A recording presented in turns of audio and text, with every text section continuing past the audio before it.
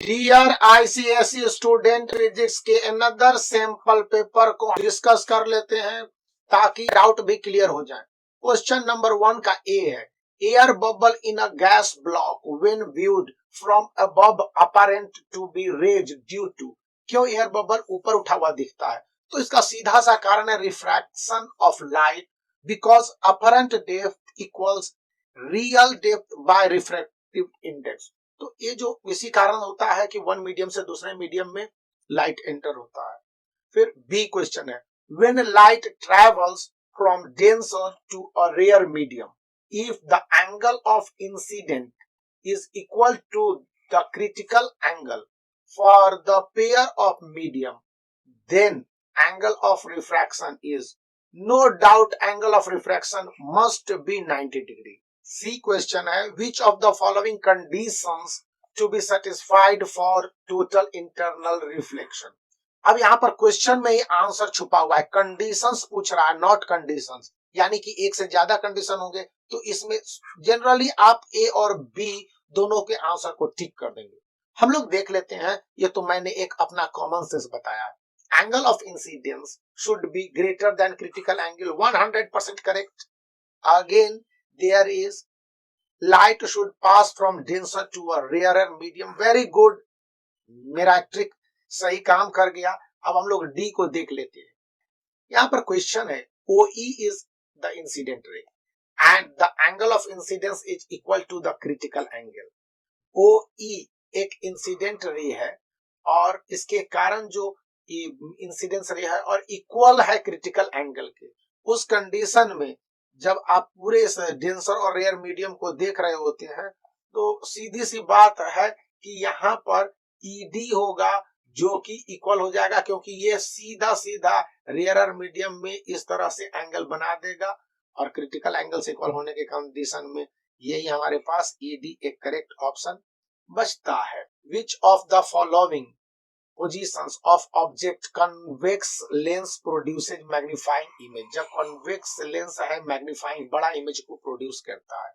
तो इसको देखने के लिए हम लोगों को एक फिगर की मदद लेनी पड़ेगी और जिस तरह से लेंस को हम लोग बना लेंगे और यहाँ पर अगर कोई ए बी ऑब्जेक्ट है और यहाँ से एक रे जाएगा, यहाँ पर इस मिरर पर लेंस पर पड़ेगा तो ये सीधे सीधे इधर से निकलेगा और यहाँ पर जाएगा तो एक बड़ा सा इमेज बनाएगा जहाँ पर मिलेगा, और दूसरा है जो कि यहाँ से जाएगा तो सीधे यहाँ से टकराएगा, इससे टकराएगा और उसके बाद मिलेगा। तो यहाँ पर जो F1 है यहाँ पर होना चाहिए। तो इस तरह से 2F के बाद ही ये पड़ता है, 2F2 के बाद ही B और A उल्टा होगा। तो इस कंडीशन में आपके पास ऑप्शन यहाँ पर जो देखते हैं तो सीधा सीधा देखेगा कि ये 3 ऑप्शन है जो कि सही है, क्योंकि 5 ऑप्शन दिए हुए हैं और इसमें से ए ऑप्शन सही आपको दिखेगा, क्योंकि यही एक कंडीशन होता है। यहाँ पर क्वेश्चन है, electromagnetic spectrum has two broad classification, visible spectrum, invisible spectrum. Electromagnetic wave having a wavelength ये बताया हुआ है, इलेक्ट्रोमैग्नेटिक वेव्स हैव वेवलेंथ, यहाँ पर ये वेवलेंथ है और इलेक्ट्रोमैग्नेटिक वेव्स हैव वेवलेंथ। तो यहाँ पर speed of electromagnetic waves 3 into 10 to the power 8 जो साउंड लाइट का है उसके अनुसार है। तो यहाँ पर क्वेश्चन है, which of the following statement is true. Infrared is a part of visual spectrum. हाँ, इंफ्रारेड दिखता है, इसलिए एक करेक्ट ऑप्शन आपके पास है। सेकेंड है, which of the following statement is true. तो यहाँ पर विजुअल लाइट जो भी है देखते हैं तो अल्ट्रावायलेट रेज है, IR रेज है, ये सारे इलेक्ट्रोमैग्नेटिक वेव्स हैं और इनका speed 3 into 10 to the power 8 होता है, इसलिए ये तीनों सही है। तो ऑल अबव दिस होगा। वेवलेंथ ऑफ IR इज, ऊपर वाले पोर्शन को पढ़ रहे होंगे तो वेवलेंथ ऑफ IR हमेशा से लार्जर देन UV होता है और ultraviolet larger than visual light होता है, larger than smaller than UV होता है। तो यहाँ पर आप देखेंगे कि ये दोनों तो हमको सही लगता है और ये वाला गलत लगता है, इसलिए हम सही ऑप्शन ए दे देंगे। Which one is known as heat wave, किसको हम लोग हीट वेव के रूप में जानते हैं। तो हीट वेव के रूप में हमें जानने के लिए IR वेव्स जो प्रोड्यूस करता है बहुत ज्यादा हीट, इसीलिए इसको हम लोग हीट वेव के रूप में भी जानते हैं। अब क्वेश्चन नंबर 2 है, a stone is moved in a circular path with constant speed, speed constant है याद रखना है, tying a thread with it, shown figure if the thread is release, अगर थ्रेड को रिलीज कर दिया जाता है in a circular path due to inertia along with a straight line tangential to the circular path in any arbitrary direction along the radius of circular path. यहाँ पर question है which type of force acting on a body bring it into the motion.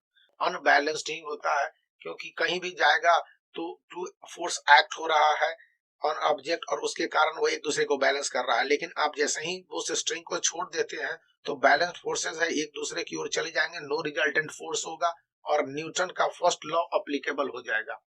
C question है कि in the following figure force acting on the wooden block is, तो यहाँ पर force act कर रहा है तो फोर्स हम 2 देख लेते हैं, 50 न्यूटन है, 50 इंटू 9.8 न्यूटन है और फोर्स 1 है 10 इंटू 9.8 न्यूटन। तो नो डाउट F2 ग्रेटर है, F1 स्मॉलर है, तो उस कंडीशन में आपके पास अनबैलेंस्ड फोर्स ही होगा। आपके ऊपर वाले का भी एक्सप्लेनेशन यहाँ पर मिल गया। क्वेश्चन नंबर डी है when a marble roll down an inclined plane its velocity increases, unbalanced force acting on the marble is, तो अनबैलेंस्ड फोर्स जो कि फ्रिक्शनल फोर्स होता है, जो कि आप रोल डाउन करते रहेंगे तो उस समय ये आ जाता है। फिर यहाँ पर है a window pane is 2 metre wide, it can be opened by applying 50 newton force normally at mid point of the window pane, the moment of the force required to open the window pane को खोलने के लिए। तो हम यहाँ पर सम को बनाते हैं, moment required moment of force है ये निकालने के लिए 50 इंटू 2/2 हो जाता है तो 50 न्यूटन हो जाएगा। अब मिनिमम फोर्स रिक्वायर्ड होगा, तो मिनिमम फोर्स जो रिक्वायर्ड है यानी कि मिनिमम फोर्स के लिए आप करेंगे जो भी ब्रेथ ऑफ द पेन है, ब्रेथ ऑफ द पेन, तो ब्रेथ ऑफ द पेन लगा देंगे, ये दोनों के बराबर हो जाता है 50 न्यूटन। तो 50 न्यूटन इक्वल्स यहाँ पर है मिनिमम फोर्स इनटू 2, तो ये 2 इसको कैंसिल कर देगा, 25 टाइम्स 25 न्यूटन, यानी कि 20 मिनिमम फोर्स जो रिक्वायर्ड है वो 25 न्यूटन है। ये 25 न्यूटन आपके पास मिनिमम फोर्स अप्लाइड। यहाँ पर है F नंबर क्वेश्चन कि नीना एंड राजू दोनों है जो कि प्लैंक पर खेल रहे हैं। यहाँ पर देखना है कि 4 मीटर लॉन्ग सीसॉ है, Raju weighs 40 kg, Neena 30 kg, sat on the edges a point A and B, तो बैलेंस इज नॉट अचीव्ड, तो बैलेंस स्वाभाविक रूप से बैलेंस नहीं होगा। They place themselves in different position to achieve the balance, तो अब इसको किस पोजीशन पर बैठाएंगे ताकि इनका पोजीशन है ये काफी बैलेंस हो जाएगा। तो यहाँ पर आप देखेंगे कि in which rotational motion is created on C7 sit at one point, अगर वे दोनों एक पॉइंट पर बैठ जाएंगे तो एंटी क्लॉकवाइज रोटेशन हो जाएगा, इस तरह से करके ये है तो ये एंटी क्लॉकवाइज चला आएगा। सेकंड क्वेश्चन है who should move towards pivot to achieve balance, तो राजू को मूव करना होगा क्योंकि राजू 40 kg का है। फिर थर्ड क्वेश्चन है Raju and Neena both advances toward pivot by 0.2 metre, तो will the balance be achieved now, यहाँ पर संभव है कि नहीं भी हो सकता है और यह भी है कि द सीसा will have anti clockwise rotational motion, दोनों हो जाएगा। तो इस कंडीशन में 2 और 3 दोनों ऑप्शन सही है क्योंकि 0.2 मीटर मूव करने का मतलब है कि राजू और नीना दोनों मूव करेंगे, जबकि राजू 40 kg का है और नीना 30 kg का है, तो जो डिफरेंस हो जाएगा 1.8 मीटर का, इसके कारण ये प्रॉब्लम बना रह जाएगा डिसबैलेंस का। ये भी बात आपको ध्यान में रखनी होगी। Which principle govern this balance, तो यहाँ पर प्रिंसिपल ऑफ मोमेंट्स गवर्न करता है इस बैलेंस को। अब आपके पास एक पुली डायग्राम है और प्रॉपर्ली टेंशन यहाँ पर लगाया गया है, लोड वाला है सिस्टम। तो डायग्राम यहाँ पर है which of the following diagram properly show load tension and effort, load tension और एफर्ट को बताना है। यहाँ पर आप देखते हैं कि ये जो ऑप्शन है डायग्राम ए में नहीं बैलेंस कर रहा है, डायग्राम 2 भी नहीं, डायग्राम 3 भी नहीं, लेकिन डायग्राम 4 में आपके पास ये लोड है तो यहाँ पर ये एफर्ट लग रहा है और इसके कारण ये बैलेंस्ड है। यहाँ पर जो है कि इस तरह से टेंशन होने के कारण यह भी नहीं दिख रहा है। तो हमारे विचार से जो भी ऑप्शन डी है ये सही है, जैसा कि फिगर यहाँ पर दिख रहा। फिर बी क्वेश्चन है, a block and a tackle pulley system has n pulley, तो load moves up through distance d को कवर करता है, तो उस कंडीशन में effort moves through a distance कितने मूव करेंगे। तो यहाँ पर जान लीजिए कि एन पुली है इस ब्लॉक में और टैकल सिस्टम के कारण, तो वहां पर एन स्ट्रिंग्स होंगे और लोड मूव करेगा इसी डिस्टेंस के थ्रू, और ईच सेक्शन जो भी स्ट्रिंग का होगा वो सपोर्ट करेगा इस लोड को, और उसके कारण जिसका लेंथ होगा ना थोड़ा सा लूज होगा जो डी होगा, तो सो टोटल डिस्टेंस यहाँ पर एंड करेगा जबकि ब्रिंग डाउन कर देंगे। तो इसके लिए हमारे पास ऑप्शन 2 एन डी ही करेक्ट है, क्योंकि नंबर ऑफ पुली के साथ साथ उसके पास डिस्टेंस का मल्टीप्लीकेशन बहुत जरूरी है। Block and tackle pulley system, number of pulley in the tackle system greater than number of pulley in the block, यहाँ पर हमको ये भी नहीं लगता है कि ऐसा होगा। सेकेंड है equal to the number of pulley in the block, तो ये ऑप्शन हमको देखना होता है, ये भी हमको कम लग रहा है। One less than the number of pulley in the block, ये भी कम है। इक्वल टू और one less than the number of pulleys in the block, ये सही है, क्योंकि यहाँ पर आप देखते हैं तो पता चलता है कि जब एक कम होगा पुलिस ब्लॉक में तब ठीक रहेगा। अब डी नंबर क्वेश्चन है, ऑडिबल रेंज, ह्यूमन बीइंग का ऑडिबल रेंज बिटवीन 20 से 20 हर्ट्ज के बीच में होता है। ई है, to calculate the power input output of a machine having efficiency 50%, driving a mass 100 kg from a height 10 meter in 5 seconds, तो load यहाँ पर है 400 kg वर्टिकली अपवर्ड होता है। तो इसके आधार पर हम लोग देखते हैं तो पाएंगे कि यहाँ पर force equals mass into acceleration भी सही है, ये तो एक्सेलरेशन ड्यू टू ग्रेविटी आता है फोर्स में। फिर सेकंड पॉइंट आपको आ जाएगा कि work done force into displacement, ये भी करेक्ट ऑप्शन है। फिर 3 हो जाएगा, ये यहाँ पर पहली बार हो जाएगा, ये दूसरी बार हो जाएगा।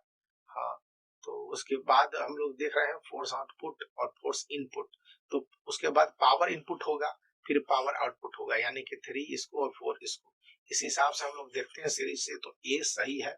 अब एक सिंगल पुली के बारे में कहा जा रहा है कि एक सिंगल पुली है जो कि सिंगल मूवेबल पुली बोथ सेपरेट करता है, और ये यूज लिफ्ट लोड 20 kgf है। तो आपको कैलकुलेट करना है effort to be applied in the case of single pulley. तो सिंगल पुली के केस में मैकेनिकल एडवांटेज 1 होगा ही होगा, मैकेनिकल एडवांटेज 1 होता ही होता है। फिर मैकेनिकल एडवांटेज 2 ये गलत है।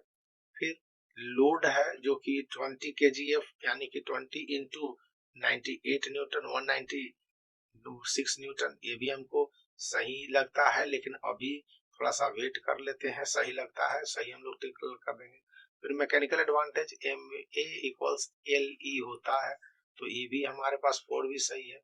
और फिफ्थ है effort load by mechanical advantage, तो 196/1, यहाँ पर ये भी हमारे पास सही है। तो कुल मिला के 1 ऑप्शन करेक्ट है। अब यहाँ पर calculate efforts to be applied in case of single movable pulley, single movable pulley होने के कंडीशन में क्या होगा।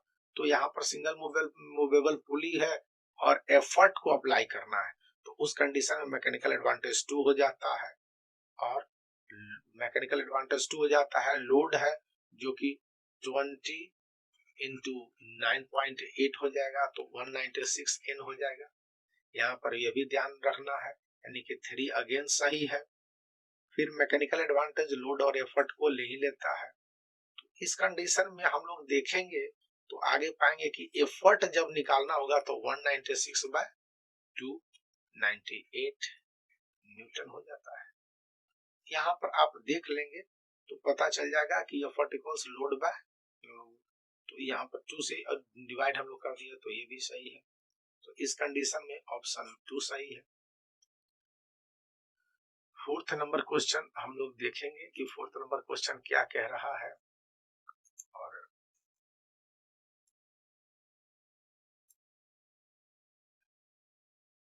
पता है कि N object is placed distance 5 centimetre convex lens के तो कन्वेक्स लेंस के 5 सेंटीमीटर में होगा।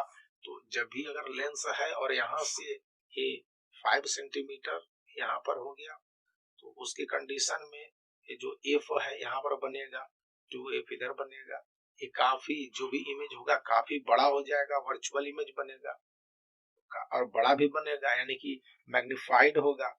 तो उसके साथ इरेक्टेड होगा, ऊपर की ओर खड़ा भी होगा। तो ये इसके लिए फोर्थ ऑप्शन 100% करेक्ट है। An object is at height h2, यहाँ पर है, on the earth surface, zero level is chosen, a height 5 metre from the earth surface, यहाँ से 0 मीटर चूज किया गया।